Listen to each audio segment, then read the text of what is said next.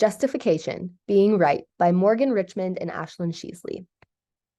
Justification motive is a preference for information that makes a person feel moral and reasonable, thereby supporting a positive view of oneself, even if that view does not support the relationship.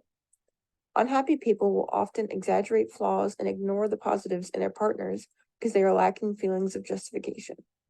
Desire to justify our own feelings and behaviors contributes to a self-serving bias, which is the tendency to take credit for our successes and blame others for our failures. People often want or need their feelings and opinions to be validated, especially with their significant other. This desire to be right in a conversation or in an argument can stem from a lack of validation or support.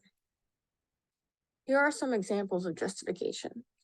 In example 1, you are in a troubled relationship full of arguments and disappointments. If you believed your partner to be a terrific person, it would be possible that the problems in the relationship were your fault.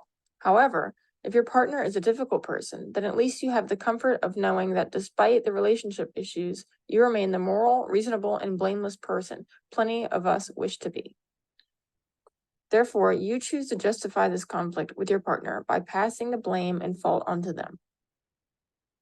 In example 2, you have been considering leaving your partner, although you and your partner haven't been having many issues in the relationship, but you feel that there are others out there who will better meet your needs.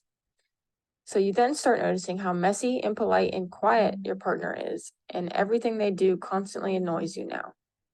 Therefore, you use these newfound negative feelings about your partner to justify leaving them.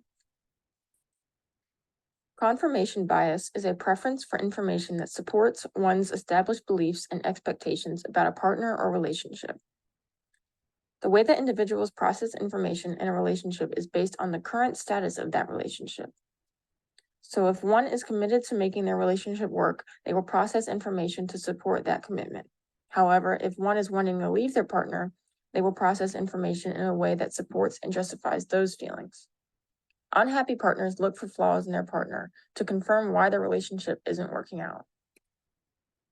Self-serving bias is when an individual takes credit for their successes but blames others for their failures.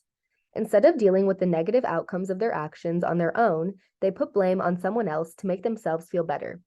This stems from their own desire to protect the self, thus outweighing their desire to have positive feelings toward the relationship. An example of self-serving bias is Jennifer cheats on Eric and they end up breaking up. She says it isn't her fault because Eric doesn't pay any attention to her and isn't willing to talk through their relationship problems. Jennifer thinks that she deserved better, so that's why she cheated. So in the breakup, Jennifer Aniston's character is unhappy with her boyfriend's actions. In the beginning of the movie, she asked him to help with the dishes, and he says he wants to relax and do the dishes in the morning. This then starts a larger argument about all of the ways that her boyfriend doesn't do enough for her. Throughout the argument, she brings up reasons why he isn't a good boyfriend and points out why she is a good girlfriend. Since she is already upset with him, it seems easier for her to focus on the bad because that justifies her choice to end the relationship. And you can see this here. I care. I busted my ass all day cleaning this house and then cooking that meal, and I worked today. It would be nice if you said thank you and helped me with the dishes. The dishes. I want you to want to do the dishes. Why would I want to do dishes? Why? See, that's my whole point. No, I'm upset because you don't have a strong desire to offer to do the dishes. I just did. Sir, I asked you. Gary, I asked you to do one thing today, one very simple thing, to bring me 12 lemons, and you brought me 3. Come on, you knew I was working today, and I made that meal, and you could have thought to yourself, you know, you could have said, you know, I think I'm going to get Brooke some flowers. You said on our very first date that you don't like flowers, that they're a waste of money. Every girl likes flowers, Gary. You're not getting it. You're not getting this, Gary. Okay, it's not about the lemons. It's not about the flowers. It's not about the dishes. It's just, how many times do I have to drop hints about the ballet? It's not about you loving the ballet, Gary. It's about the person that you love loves the ballet, and you want to spend time with that person. Not when they're at the ballet? Okay, forget the ballet. Forget the ballet. We don't go anywhere together.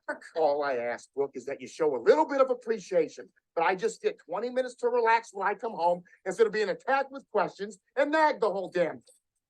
You think that I nag you? That's all you do. Bathroom's a mess. Your belt doesn't match. Hey, Gary, you should probably go work out. Nothing I ever do is ever good enough. I am done. I don't deserve this. I really do not deserve this. I deserve somebody who gives a shit.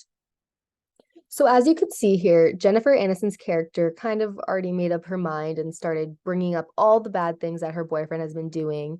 And she is pointing out things like how she worked and she made the meal and he can't even just clean the dishes. So she is justifying her breakup by saying he isn't doing all of these things instead of looking for the good in him and thinking about all the good things that he does.